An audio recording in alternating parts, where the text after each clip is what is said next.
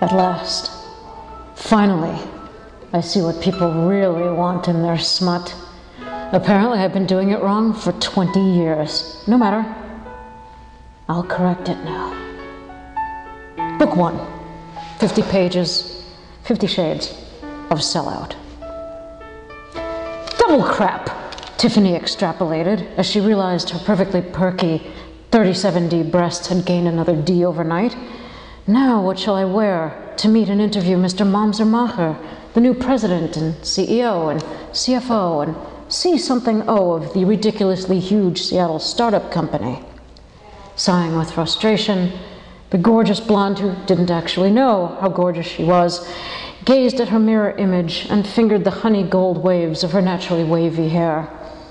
Darn my much more interesting and pretty roommate for getting sick and leaving me to make these hard decisions. I know. I'll wear that daring leather bustier that my gay best friend talked me into buying at that strange street fair he took me to in San Francisco. Gee, I wonder if he worked things out with that hunk he met that day. He said he was into leather, but when I asked him where to buy a purse, he just laughed. She blinked her cerulean eyes in memory and went to get her fetching outfit. It was tight in all the right places and really sexy against her alabaster skin. The leather felt so stiff and hot and sexy. How it molded her perfect 110 pounds. How will I ever get through the night without fainting, she wondered, as she strapped her tiny, delicate alabaster feet into 4-inch heels, deciding not to take the really high ones. Good thing I already threw up. At the party, everyone was in their fanciest clothes, and the music was awesome and loud, and there was dancing and great food like chicken fingers and little hot dog and teeny little rolls and sushi and tapas and all that fancy stuff. Tiffany, having never seen such wealth or such style or alcohol, despite having just graduated from college, chose a cherry popsicle that was full of imported fancy liqueur and was on her 3rd one when suddenly she saw him. Like OMG. There he was, so freaking hot, in his leather pants from Dolce & Gabbana, and his black silk shirt, and his really expensive black tie, and the black jacket, and the black diamond stick pin through the really expensive black tie, and his ink black hair, and his jet black eyes, and his big feet, and big black boots. Oh, he was so into black. "You're Tiffany," he murmured, as he leaned in toward her, gracefully looking at her plunging cleavage and her heaving alabaster breasts. He was so tall. Even with her lithe 5'7" frame enhanced by those 4-inch heels, he was at least a foot taller, and his piercing black eyes pierced her to her very soul. I, Tiffany stammered, letting her booze popsicle drip, drip, drip down her hand to splat, splat, splat onto the floor. She bit her full ruby red lips in luscious lasciviousness.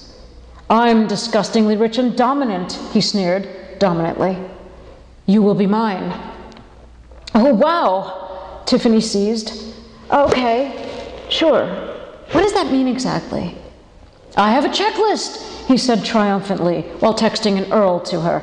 "Go to my webpage and fill it out and tell me whether you like, dislike, or are neutral about the 300 activities and fetishes listed therein, and whether you've done them before and with whom, and what you thought about it at the time, and then rate them on a scale of 1 to 10, and tell me whether you'd like to do them now, tomorrow, next week, or after the Mayan apocalypse." Tiffany coughed out, a delicate flush gathering on her porcelain features, her beautiful full lips, her high sculpted cheekbones, her delicately feathered eyebrows, and her oh-so-cute upturned nose. "But I'm sure I haven't done anything on your list at all. Despite being an adult in 2012 and having been through college in a very trendy urban area, I'm still completely virginal in every way and know nothing at all about kinky sex. I am beautiful, though. Although I don't really believe that." At this painful honesty, she blushed, stumbled, chewed her lip, and wiggled her ears in panic. His anthracite eyes brightened under his heavy midnight brows, and he gazed at her with an acquisitional hunger, like a guy who hadn't had anything to eat in days. And yet, she could see some painful memory, some dark, dare she think black, secret lurking behind those onyx eyes. Then you're really going to be mine, he thundered, because I alone can teach you the gift of submission, give rise to your slave heart, grant you the loving dominance of my masterful aggression, all tempered, of course, with rationality and with all due care and attention, giving to risk-aware negotiation. I will teach you to serve me with your submissive soul, your passive power, your girly gushousness. I will train you to come at the snap of my dominant fingers and find true freedom in your complete subjugation to my will. Yes, you will even learn bad grammar. Triple crap, Tiffany exclaimed. All that? But how is it possible? It all sounds crazy, and yet, when I look into your charcoal eyes, under that irrepressible lock of ebony hair, as I run my searching, trembling fingers across the steel buttons on your sable silk shirt, all I could think of is, Jesus Christ, I'm so horny I could die. I think. I don't really know, though, because of the virgin thing. It's a pity I was never exposed to sex education in school, or owned a computer, or knew how to work that Google thing. Mr. Momsermacher took her pale, shaking hand and led her gentle, undulating form away from the party into his private boardroom, where the table could be set up like a bed, and he tumbled her back upon it. I will teach you, little one, he said with intrepid confidence in himself, and you will be my prized little party girl slave possession for all time, just like the last 17 subbies I had. Oh, quadruple crap, she exclaimed as he tore away her leather bustier with one hand and fell on her like a ravening wolf. A ravening black wolf. To be continued in Book 2, 50 Shades of What the Fuck? You can read that in 50 Authors on 50 Shades of Grey, coming in November. This is Laura Antoniou, writing some more.